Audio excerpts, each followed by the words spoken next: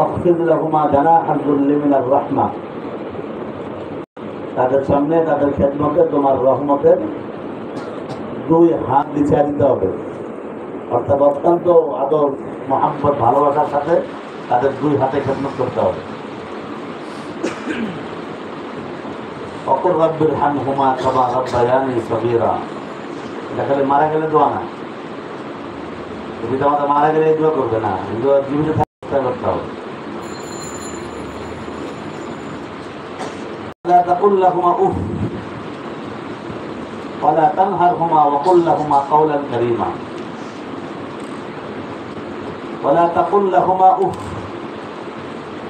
তোমার কোনো আচরণে যেন পিতামাতার মুখ দিয়ে উফ শব্দটা বের না হয়, বিরক্ত শব্দটা বের না হয়। অথবা পিতামাতার কোনো ধমক দেয় আচরণে তোমার মুখ দিয়ে যেন উফ শব্দ বেরো না হয়। তুমি অনেক কষ্ট দিছো, কোনোদিন পিতামাতা উফ করে নাই, রাত্রে দিনে শীতে গরমে।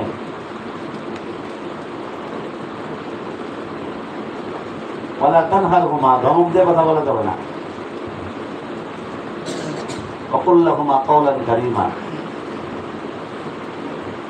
পিতামাতা যদি বিছানায় পড়ে থাকে, মনে করো যে কোনো কাম নেই, ও কিছু বিছানায় পড়ে আছে, তারপরে এটা তোমার জন্য বট গাছ, তারপরে এটা তোমার জন্য ছায়া,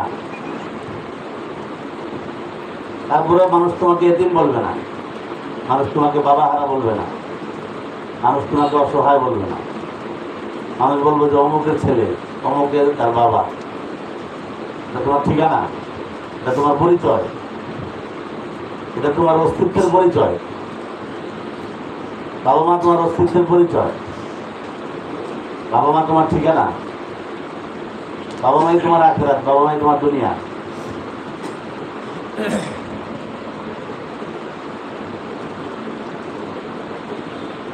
পিতামাতার সাথে সদ্ব্যবহার করতে হবে এবং প্রত্যেকেই তোমাদের বুঝ আছে, জ্ঞান আছে। এই বুঝ এবং জ্ঞান অনুযায়ী তোমার মা বাবার কি পরিমাণ পয়সা দেওয়ার ক্ষমতা তোমার আছে, এটা তোমার ভাবতে হবে এবং ওই পরিমাণে তোমার চাইতে হবে। এর চেয়ে বেশি চেয়ে চাপ দিয়ে কষ্ট দেওয়া যাবে না। কথা বুঝে আসতেছে আমার? বুঝতেছ?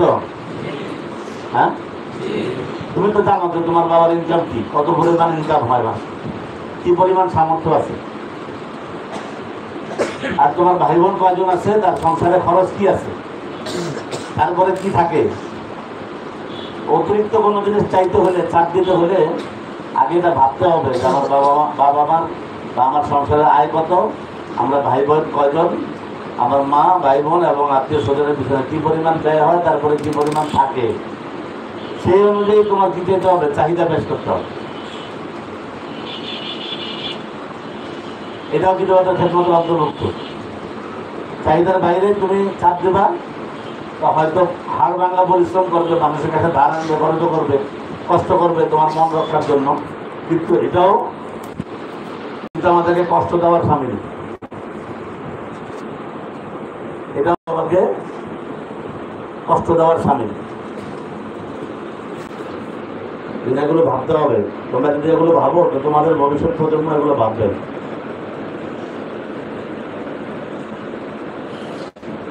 তাইলে নিজের জীবনটাও সুখের হবে, শান্তির হবে, সন্তুষ্টির জীবন হবে, পিতামাতার জীবনটাও সন্তুষ্টির হবে।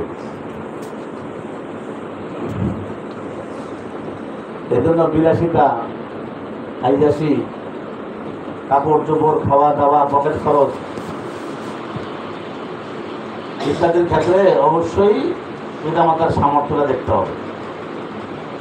আমি হঠাৎ করে একটা জামা চাইলাম, হঠাৎ করে একটা লুঙ্গি চাইলাম, কদিন পরে পরে জামা চাইলাম, লুঙ্গি চাইলাম, হাত খরচের জন্য কিছু টাকা চাইলাম, ঘুরতে যাওয়ার জন্য কিছু টাকা চাইলাম, এটা আমার বাবা মার সামর্থ্য আছে কিনা, থাকলে আলহামদুলিল্লাহ, আর না থাকলে অতিরিক্ত চাপ প্রয়োগ না করা, বন্ধু বান্ধবের পাল্লায় পরে পিতামাতাকে কষ্ট না দেওয়া। সামর্থ্যবান বন্ধু বান্ধবরা ঘুরতে যাচ্ছে, 5,000 টাকা দরকার, তোমার পিতার সামর্থ্য নাই, তুমি একটা চাপ দিলা যে বন্ধু বান্ধব ঘুরতে যাবে, 5,000 টাকা লাগবে, আমাকে দিতে হবে। ধার কর্য করে, এদিক সেদিক করে, অনেক কিছু করে, তোমার মন রক্ষার জন্য দিল। আর ছেলে আবার বিগড়া যায় কিনা, তোমাকে এটা ভাবতে হবে যে এটা দিতে কষ্ট হবে কিনা, দিতে পারবে কিনা। পারলে তুমি ওই বন্ধু বান্ধবের সাথে যুক্ত হও, না পারলে তাদেরকে বলে দাও যে না ভাই, তোমরা যাও, দোয়া করি আল্লাহ তাআলা তোমাদেরকে কামিয়াবি দান করো, আমি পারছি না। অতিরিক্ত কষ্ট দেওয়া যাবে। এসব কিছু খেয়াল করতে হবে, তাইলে পিতামাতার খেদমত হবে। ব্যক্তিগত চাহিদা পূরণ করতে যেয়ে পিতামাতাকে কষ্ট দেওয়া যাবে না। আর যেটুকু না হইলেই না, সেটা তো অবশ্যই তারাও জানে, তুমি চাইলেও দিবে, না চাইলেও দিবে। অনেক ছাত্র আছে, অনেক ছাত্র এরকম থাকে, বিভিন্ন জায়গায় আছে, মাদ্রাসার খরচ হলো তার মাসে 3,000 টাকা, মাদ্রাসার 3 বেলা খাবার টাবার তার পকেট খরচ সহ, কিন্তু সে বাড়িতে জানায় 5,000 টাকা। 5,000 টাকা এনে মাদ্রাসার টাকা মাদ্রাসা দেয়, বাকি 2,000 টাকা দিয়ে সে আনন্দ ভর্তি করে, আইয়াস করে খায়।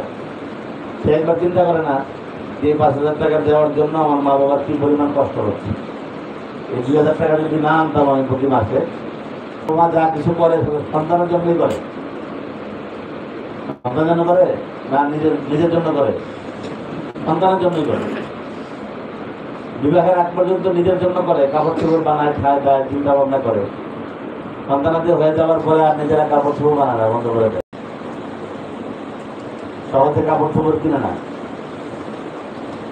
কাপড় কিনতে গেলে, বাজার কিনতে গেলে আগে চিন্তা করে যে টাকাটা কাটলে আমার সন্তানের উপকার হবে। ওখান থেকে কিছু টাকা বাঁচায়, টাকা কেনার চেষ্টা করে, ভবিষ্যতে সন্তানরা কি করবে সে ফিকির করে। এই ফিকিরগুলো সন্তানরা বুঝতে চায় না।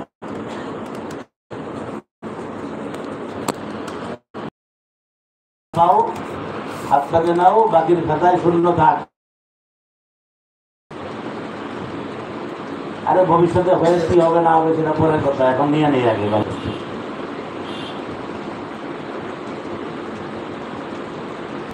তো যাই হোক, কিতাবাদি সবাই পড়ছো কম বেশি, একেবারে সব জায়গায় মনের বিষয়। কখনোই যেন মাদ্রাসার ছাত্র তোমরা, তালিবুল আলেম, ভবিষ্যতে তোমরাই ওয়ারিসে আম্বিয়া, তোমাদের দ্বারা যেন পিতা মাতার কষ্ট না হয়, এটা খেয়াল রাখতে হবে। একেবারে অনেক রাগ উঠছে তোমার, আস্তে করে জায়গার থেকে সরে যাও, চলে যাও। রাগটা পিতা মাতার সামনে দেখাও না। এরকম রাগ তুমি কোলে থাকা অবস্থায় অনেক উঠছে, তোমার আসার দেয় নাই তখন। এমন রাগ, মাত্র গোসল টোসল করে এসে কাপড় চোপড় পরে তোমার করে নিয়েছে, পেশাব করে দিচ্ছে। মনে চাইছে যে রাগে একটা আসার দেয়, কিন্তু তোমার আসার দেয় না। দিছে কথা বলে দিছে, আসার দিছে, দেয় দেয় না। এরকম রাগ তোমারও কি করতে হবে? সংবরণ করতে হবে। তোমাকেও এরকম মুহূর্তের রাগটা তোমারও আটকাইতে হবে। আটকায়া মাটির দিকে তাকায় আসতে করে ওখান থেকে সরে যেতে হবে, কিন্তু মুখের উপর ধমক দিয়ে কথা বলা যাবে না। এটা ইসলামের শিক্ষা,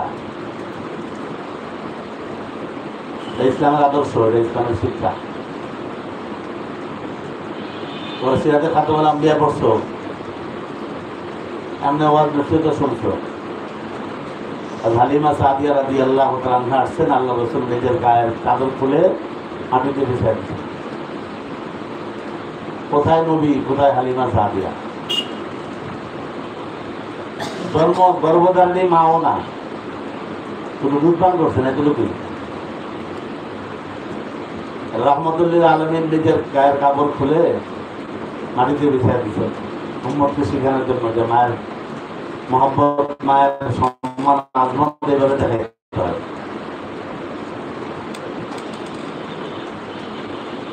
পিতা মাতা 24 ঘন্টা যন্ত্রের মতো মেহনত করে তোমাদের জন্যই। ঠিক আছে? 24 ঘন্টার ফিকির, মেহনত, পরিশ্রম যা কিছু করে সব তোমাদের জন্যই করে, সব সন্তানদের জন্যই করে। এই জন্য পিতামাতার সাথে ভালো ব্যবহার করতে হবে। এটা নবীওয়ালা আমল, ওয়ারিসের নবীর জন্য এটা ফরজ। অন্যদের শিক্ষা নাই, তারা কি করে না করে দেখার বিষয় না। তোমাদের তো এলিম আছে, শিক্ষা আছে, তোমরা হাদিস জানো, তোমরা আয়াত জানো, তোমরা ব্যাখ্যা জানো, তাফসীর জানো, মায়ের ইজ্জত জানো, সম্মান জানো। মান আহাক্কু বিহুসনি সাহাবাতি ইয়া রাসূলুল্লাহ। সাহাবাগণ জিজ্ঞেস করছেন যে সবচেয়ে উত্তম আদর্শ, উত্তম ব্যবহার পাওয়ার হকদার কে? আল্লাহ রাসূল বলেন উম্মুকা, তোমার মা, সুম্মা মান উম্মুকা, সুম্মা মান উম্মুকা, সুম্মা মান আবুকা।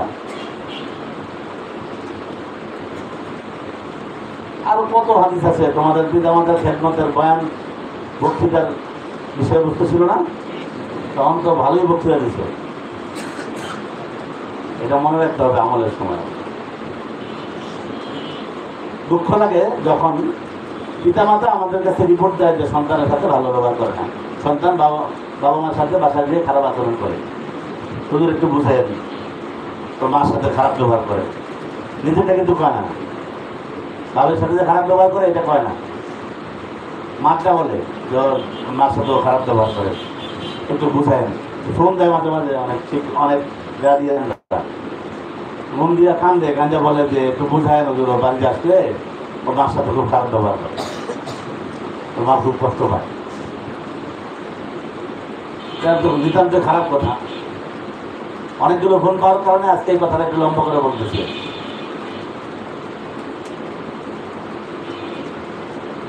এটা খুব দুঃখজনক বিষয় যে পিতামাতা ফোন দিয়ে শিক্ষককে বলবে যে একটু বুঝায়েন যেন মা বাবার সাথে ভালো আচরণ করে, মার সাথেও খারাপ ব্যবহার করে, ধমক ছাড়া কথা বলে না, কিছু নর্মাল খাবার দিলে খেতে চায় না।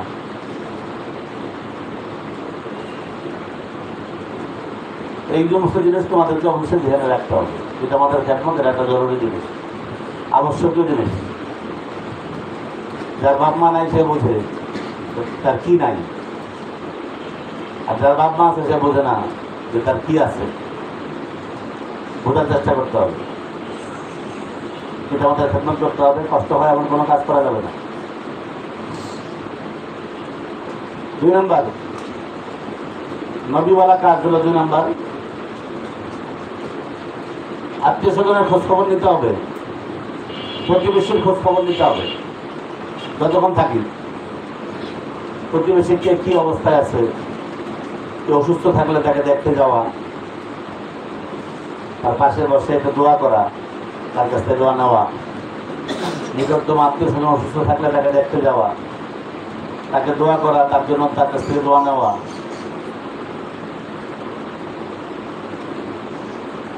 এই কাজগুলো নবীর আদর্শ, আমাদের শিক্ষা এগুলো। আজকে এগুলো না করার কারণে আমরা সমাজ থেকে দূরে সরে গেছি। এটা আমাদের ইসলামী সৌন্দর্য, ইসলামের আদর্শগুলো। আত্মীয় স্বজন প্রতিবেশীর খোঁজ খবর নেওয়া, উপকার করতে পারলে তাদের উপকার করা, মুরব্বীদের কাছ থেকে দোয়া নেওয়া, ছোটদেরকে স্নেহ করা। মাল্লাম ইয়ারহাম সাগীরানা ওয়া লাম ইয়ারহাম কাবীরানা ফালাইসা মিন্না। বড়দের সম্মান করা, ছোটদেরকে স্নেহ করা, এটা নবীর আদর্শ। সমাজে এমনভাবে চলতে হবে যে বড়দেরকে সম্মান করতে হবে, ছোটদেরকে স্নেহ করতে হবে। বড়দের সামনে ঝগড়া করা যাবে না, বড়দের মুখের উপর কথা বলা যাবে না।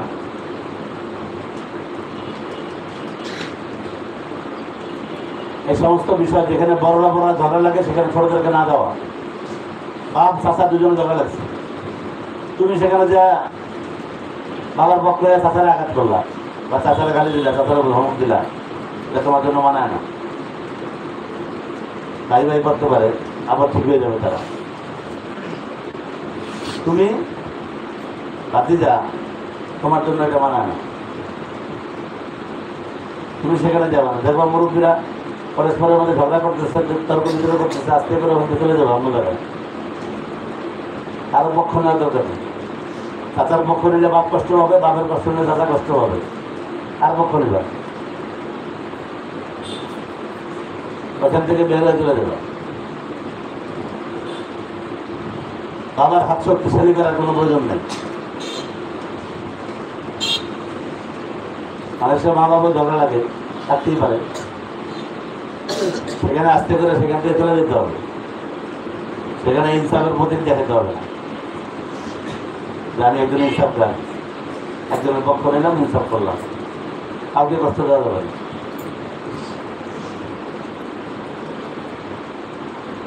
এটা বহু বাক্য আছে না, না করলে বাপে হারাম খায়, করলে মা মার খায়। শুনছো এটা? হ্যাঁ, শোনো এই কোনো সময়, এটা প্রসিদ্ধ একটা প্রবাদ। না করলে বাপে হারাম খায়, করলে মায় মার খায়। কি করবে না? তরকারি রান্না করে, মা তরকারি রান্না করে সুন্দর করে নিয়ে আলমারির মধ্যে রাখছে, ওখানে একটা ইন্দুর ভরে গেছে, তোকে একটা ইন্দুর দৌড় দিতে দেয়, তরকারির মধ্যে ভরে গেছে। এখন এই তরকারিতে আবার রান্না করা সম্ভব না, পালায় দিয়ে আবার রান্না করা সম্ভব না। আবার যদি এটা বলে তাহলে তো বাপে দিব মার মায়ের, দেখছে শুধু সন্তানেই, চুপে চাপে মা এটা উড়ে ফেলা দিচ্ছে। এটা বাপের কাছে কইতেও পারতেছে না, কইলে বাপ দিব মায়ের, আবার না কইলেও বাপে খাইতেছে আরাম। তা কি করবে? দূরে দাঁড়ায় করতেছে, কইলে বাপে মায়ের, কইলে মায়ের মায়ের খায়, না কইলে বাপে আরাম খায়। বলতেছে না কি ঘটনা, দূরে দাঁড়ায় শুধু বলতেছে, কইলে মায়ের মায়ের খায়, না কইলে বাপে আরাম খায়, কইলে মায়ের মায়ের খায়, না কইলে বাপে আরাম খায়।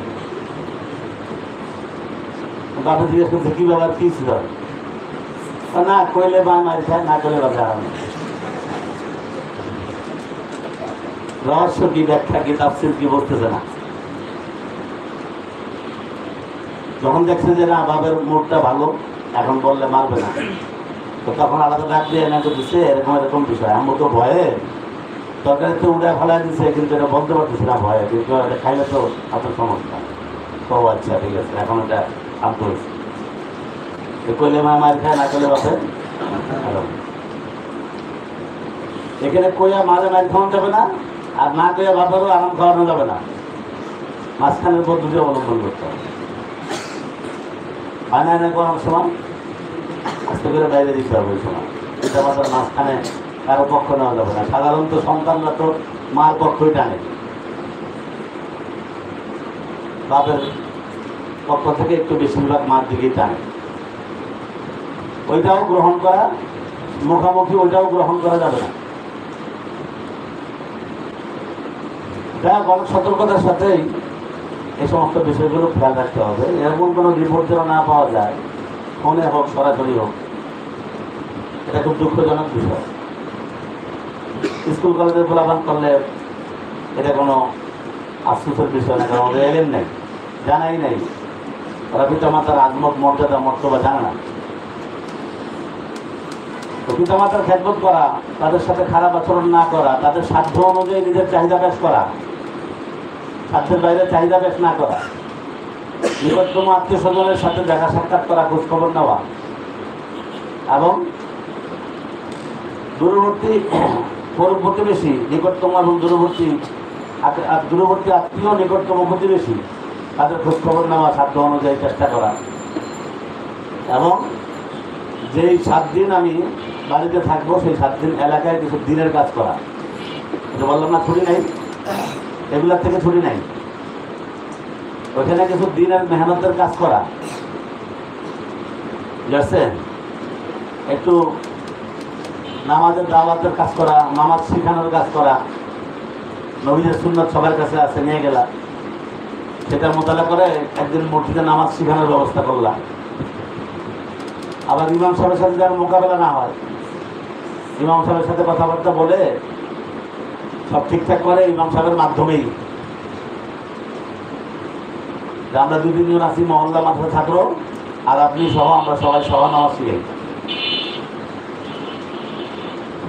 একদিন নামাজ শিখানোর ব্যবস্থা করা, ইমাম সাহেবকে সাথে নিয়ে মহল্লা যে কজন আছে সেই কজন, যেই কদিন তোমরা মহল্লা থাকো সেই কদিন মসজিদের তালিম তোমরা করো। তোমাদের তালিম পাবলিকের তালিম দেয় হবে না, পাবলিক তো আর্মি পড়তে পারে না। তোমরা একটা তালিম করলা, একটু নামাজের গুরুত্ব ফজিলত সম্পর্কিত বয়ান করলা, নামাজ মসজিদের নামাজের গুরুত্ব ফজিলত সম্পর্কিত বয়ান করলা। তোমরা যাই ইমাম সাহেবকে ছুটিতে পাঠা দিবা, হুজুর আমরা আছি এক সপ্তাহ, আপনার জানকা বাড়িতে ঘুরে আসেন। ইমাম সাহেব খুশি, বাড়িতে ঘুরে আসলে নামাজ পড়াইলা বা শব্দ, নামাজের পরে পরে একটু বয়ান করলা, একটু নামাজ শিখাইলা, সাধারণ তালিম করলা। ঘরের মধ্যে একবেলা তালিম করো, ঘরের মধ্যে ঘরে কি কি সমস্যা আছে এটা আগে তুমি জানো। ঘরের লোক নামাজ পড়ে না, তো নামাজের ফাজারে নামাজ থেকে তালিম করো। ঘরের লোক কোরআন শরীফ তেলাওয়াত করে না, ফাজারে কোরআন থেকে তালিম করো। এইভাবে কিছু দিনই কাজ করো, এর থেকে ছুটি নেই। ওয়ারেসে আম্বিয়ার কোনো ছুটি নেই, এক অবস্থান থেকে আরেক অবস্থানে যাবে, তাতে কোনো ছুটি নেই। যেটা ছুটি দিয়েছিলাম আমার কোনো কাজ নেই, এরকম কোনো কাজ নেই, বুঝেছে? এই জন্য বন্ধের সময়টা যেন একেবারে অবহেলিত না কাটে, নামাজ কাজা না হয়। মাদ্রাসায় থাকা অবস্থায় মাদ্রাসার সবক আসবাব লেখাপড়া রুটিন ইত্যাদি চাপে তেলাওয়াত করা সম্ভব হয় না। 7 দিনে একটু বেশি করে তেলাওয়াত করো, অন্য চাপ টাপ নাই। নিজের কিছু চাহিদার ভালো কিতাব থাকলে সাথে নিয়ে যাও, মোতালা করো।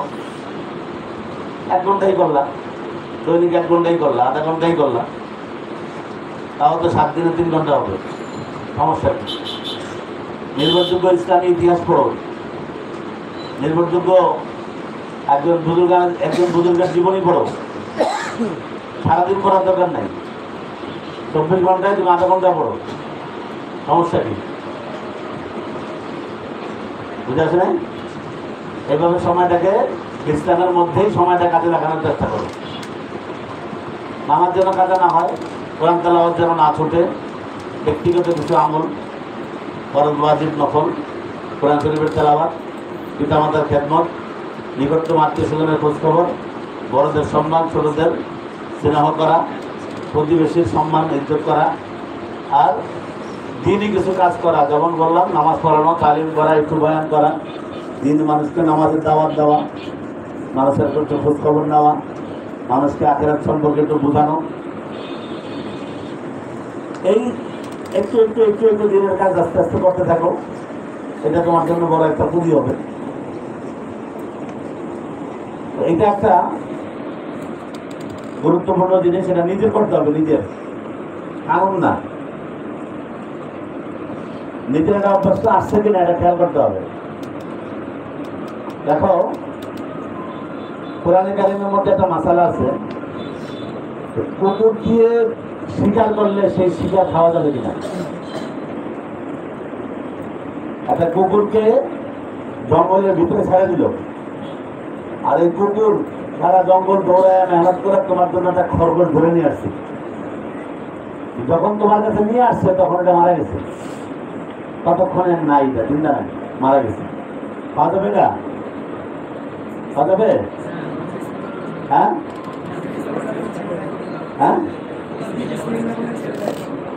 যদি বিসমিল্লাহ বলে ছেড়ে দেয় তাহলে খাওয়া যাবে, শুধু কথা এটুক না।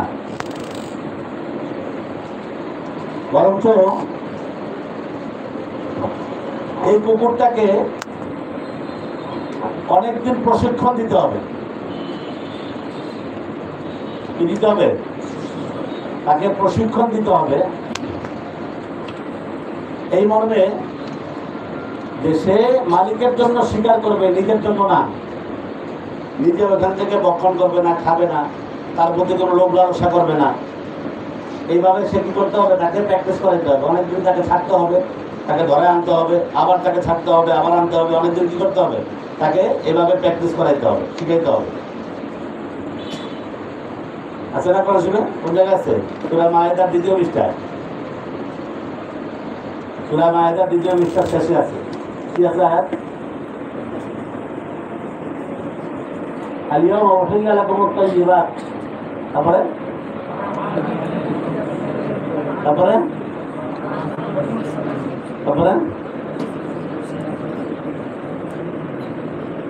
ওখানে কি আছে? আর শুনলো এদিকে কোন হ্যাঁ, মুকাল্লিমিনা তুআল্লিমুনাহুন্না মিম্মা আল্লামাকুমুল্লাহ। মুকাল্লিমিনা তুআল্লিমুনাহুন্না, এমন কুকুর যে কুকুরকে তুমি শিক্ষা দিছো, শিক্ষিত কুকুর। অনেকজন ট্রেনিং করানোর পরে, শিক্ষা দেওয়ার পরে তাকে একটা সার্টিফিকেট দিতে হবে। হ্যাঁ, এখন সে এমন পর্যায়ে পৌঁছছে যে এখন সে মালিকের জন্য শিকার করবে, নিজের জন্য না।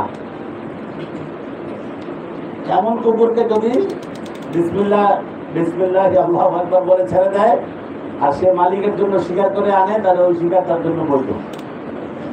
মুকাল্লিমিনা তুআল্লিমুনাহুন্না মিম্মা আল্লামাকুমুল্লাহ।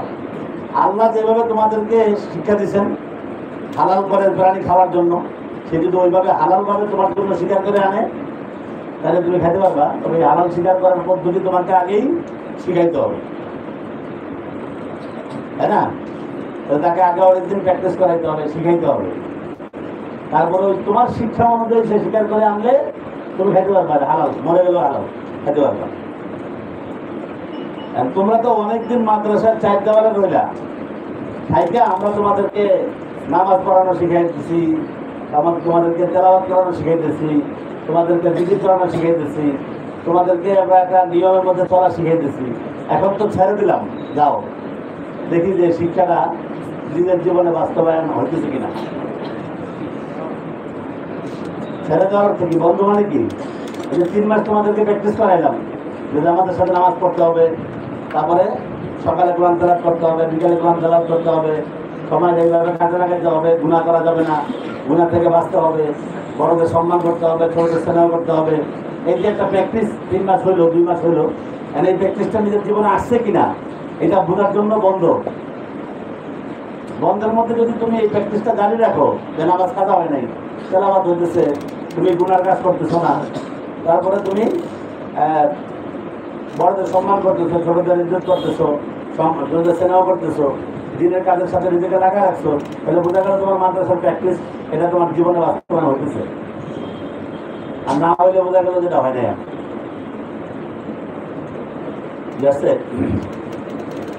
এটা নিজের থেকে করতে হবে, নিজের থেকে। তারপরেও মাদ্রাসার পক্ষ থেকে ছোটদেরকে কিছু দিক নির্দেশনা দিয়ে দেয়, এটা তাদের দায়িত্ব হিসাবে, কর্তব্য হিসাবে। ওস্তাদের দায়িত্ব কর্তব্য বলে দেওয়া। আল্লাহ তাআলা বলছেন ওয়াযাক্কির ফা ইন্না যিকরা তানফাউল মুমিনিন। হে নবী, আপনি আলোচনা করেন, মুযাকারা করেন, নসিহত করেন। অবশ্যই নসিহত, মুযাকারা, আলোচনা এটা মুমিনের উপকারে আসবে, কেউ না কেউ আমল করবে। এই জন্য বন্ধের আগে জমা করে একটা নসিহত করে দেওয়া হয়। আর যা যা বলা হয়েছে এগুলো তোমরাও জানো। এই নসিহত আমার জায়গায় তোমার বসা দিলে তুমি হয়তো আমারটা একটু ভালো করতে পারবা, কিন্তু উদ্দেশ্য হলো আমল করা। মুযাকারার উদ্দেশ্য হলো স্মরণ করা দেওয়া, যাতে আমল করা সহজ হয়। তাবলীগে গেছো না তোমরা? অনেকে তাবলীগে একটা আমল আছে, সব কাজ বন্টন করার পরে একজনের দায়িত্ব থাকে আমলগুলো যার যার আমল মনে করে দেওয়া। ভাই আজকে আপনার তালিম,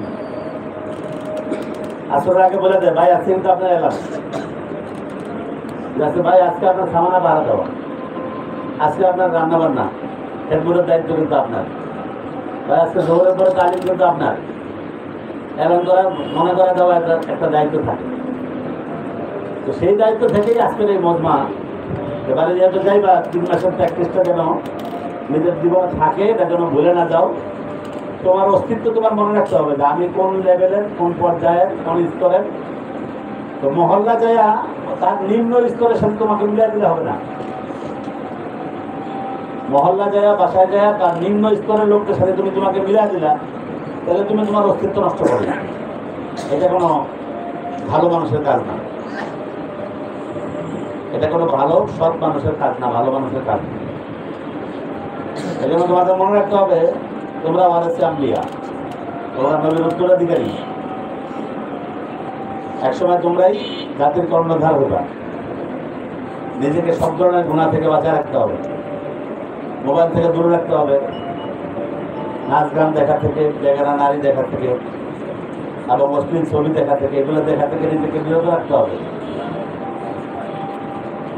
এবং নামাজ, তেলাওয়াত, সমাজে খারাপ বলে এমন কোনো কাজ করা, খেলাধুলা করা নিষেধ না, কিন্তু খেলাধুলা যেন নামাজ কাটার কারণ না হয়। নামাজ এসেছে, তোমরা খেলাধুলা করতেছো, মানুষ করে নামাজ পড়ে না, নামাজ মাদ্রাসায় পড়ে, নামাজ না করে ফেলতেছে। তুমি চিন্তা করতেছো সময় তো আরো আছে, করে মন নয়। কিন্তু আল্লাহ রাসূল হাদিসের মধ্যে বলেছেন, ইত্তাকু মাওয়াজি আত্মহাম, যেখানে গেলে তোমার অপবাদ তোমার গায়ে লাগার আশঙ্কা আছে সেখানে দেওয়া না। এই জন্য একজনের নামাজ পড়ে ফেলছে, ফজরের নামাজ, মনে করে জোহরের নামাজ পড়ে ফেলছে, সে নামাজ কিন্তু এমন এক জায়গায় গেছে, যা দেখে জামাত শুরু হয়েছে। শরীয়ত বলবে তুমি শরীক হয়ে যাও নফলের নিয়তে। তুমি নামাজ না পড়ে পাশে বসে থাকলে মানুষকে বুঝে দিলে জামাত দিচ্ছে, বুঝে দিচ্ছে যে নামাজি। তুমি নামাজ পড়ে আসছো এটা কেউ জানে না, কিন্তু সবাই তোমাকে তহমত দিবে যে নামাজ পড়তেছে, কারণ নামাজ না পড়ে না বুঝে। এই তহমত থেকে বাঁচার জন্য শরীয়ত বলছে তুমি নফলের নিয়তে শরীক হয়ে যাও, তাদেরকে তোমাকে তহমত না দিতে পারে। যে জায়গায় গেলে তোমার গায়ে অপবাদ লাগবে এমন জায়গায় যাওয়া নিষেধ। তোমাকে অনেক সতর্কতার সাথে চলতে হবে সমাজের মধ্যে। তুমি সাধারণ মানুষ এক না। তুমি অন্যায় করলে ইসলামের বদনাম হবে, আর স্কুলের ছেলে অন্যায় করলে ইসলামের বদনাম হবে। দেখো ভালো করেই বুঝতে হবে। কোন নতুন ফেরকা দল, নতুন কোন ফেরকা, নতুন কোন দল ইসলামী অন ইসলামী কোনো কিছুর মধ্যে নিজেকে আত্মনিয়োগ করা যাবে না। এগুলো এখনো বোঝার সময় আসে নাই। না বুঝে বয়ান শুনে এমন এক জায়গায় আটকা যাবা, পরে ওখান থেকে বেরোতে পারবে না, পরে দেখবা যেটা বাতিল। লেভেলটা অনেক সুন্দর, পরে দেখবা যে এটা বাতিল, কিন্তু নিজেই বাতিলের মধ্যে জড়াই গেছে। এই জন্য এখন এটা সময় না। কারো কোনো দাওয়াতে আহ্বানে সাড়া দেওয়া যাবে না। রাজনৈতিক হোক, অরাজনৈতিক হোক, সেবামূলক হোক, ইসলামী হোক, অন ইসলামী হোক, ইসলামের নামে হোক, ইসলামের নামে না হোক, কোনো ধরনের দল সরকারের মধ্যে এখন নিজেকে আত্মনিয়োগ করা যাবে না। এখন নিজেকে শক্ত মজবুত করার সময়। এক সময় নিজে শক্ত মজবুত হয়ে গেলে, মুহাক্কিক আলেম হয়ে গেলে তুমি যাচাই বাছাই করতে পারবে কোনটা হক কোনটা না হক, তখন তোমার দল গ্রহণ করার সুযোগ আসবে। এখন এটা সুযোগ না, এখন দরকার নেই। যাচ্ছে একেবারে বড় একজন আল্লামা এই দলের প্রধান, তার বড় দরকার নেই। এই মুহূর্তে তোমার একটা সময় আসে না।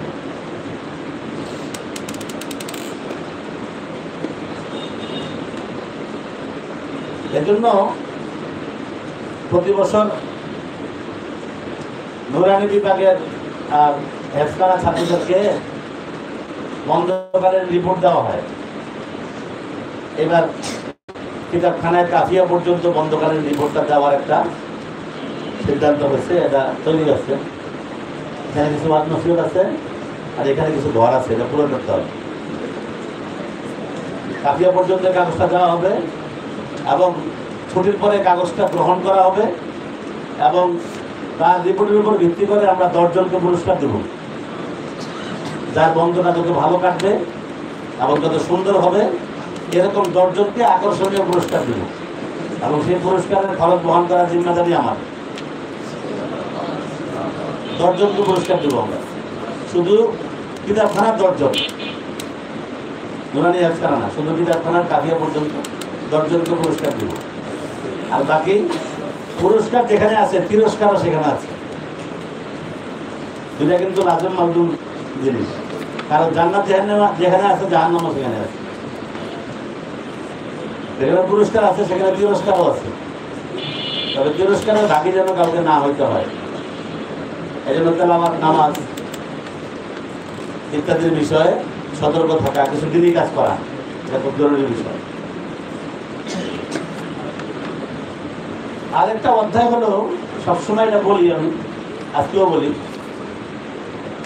তোমার স্কুলের অথবা মক্তবের অথবা প্রথম দিকের ওস্তাদ যদি তোমার এলাকায় থাকে বা আশপাশ থাকে, অবশ্যই তাদের সাথে সাক্ষাৎ করা। আগে গ্রামে যেই মাদ্রাসায় পড়ছো, স্কুলে পড়ছো, তাদের সাথে সাক্ষাৎ করা, দোয়া নেওয়া, তোমার হালত জানানো, তাদের কাছ থেকে দোয়া চাওয়া, প্রয়োজন হলে সম্ভব হলে বাসার থেকে কিছু বানায় টানায় হাদিয়া হিসাবে নিয়ে যাওয়া। বাড়ির থেকে কিছু বানায় দিল, রান্না করে দিল, তুমি হাদিয়া হিসাবে নিয়ে গেলা, ওস্তাদের সাথে সাক্ষাৎ করলে, হাদিয়া দিলা, দোয়া নিলা। এটা কি, এটা যে কত বড় একটা, এটা যে কত বড় একটা উপকার বা কত বড় একটা হাতিয়ার, এটা বোঝার জন্য অনেক বড় একটা জিনিস। যখন একজন মক্তবের উস্তাদ দেখবে যে একটা ছেলে ঢাকায় পড়ে আর সে বাড়িতে এসে আমার জন্য হাদিয়া নিয়ে দেখা করতে আসছে, তখন তার কলিজাটা এত বড় হয়ে যাবে এবং সে খুশিতে বাগবাগ হয়ে যাবে। ওই সময় যে সে যে দোয়াটা দিবে তোমার জন্য, এই দোয়াটা তুমি পৃথিবী বিক্রি করলেও পাবে না, তোমার দ্বারা এই দোয়া পাওয়া সম্ভব।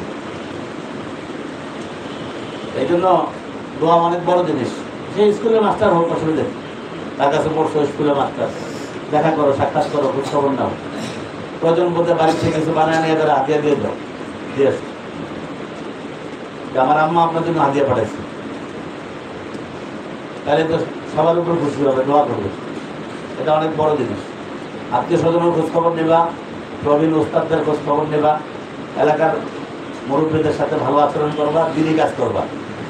দিনী কাজের পদ্ধতি বললাম, নামাজ 5 ওয়াক্ত করবা, মাঝে মাঝে নামাজ শিখার ব্যবস্থা করবা, সপ্তাহে একদিন কমাস কম, একবেলা হইলেও ইমাম সাহেবকে সাথে নিয়ে আগে একটা বুঝ পরামর্শ করে ইমাম সাহেবের জন্য মান সম্মান নষ্ট না হয় সেটাও খেয়াল রাখতে হবে। ইমাম সাহেবকে সাথে নিয়ে তারপরে নামাজ শেখানোর একটা ব্যবস্থা করতে হবে। তারপরে একটু তালিম করলা, তারপরে একটু নামাজের গুরুত্ব ফজিলত সম্পর্কে, আখেরাতের সম্পর্কে ওয়াজ করলা। এই ধরনের কাজগুলো করবা, আর পিতা মাতার খেদমত করবা, উত্তম আচরণ করবা। এগুলো ওয়ারিসে নবীর সৌন্দর্য, এটা দরকার, প্রত্যেকেরই দরকার।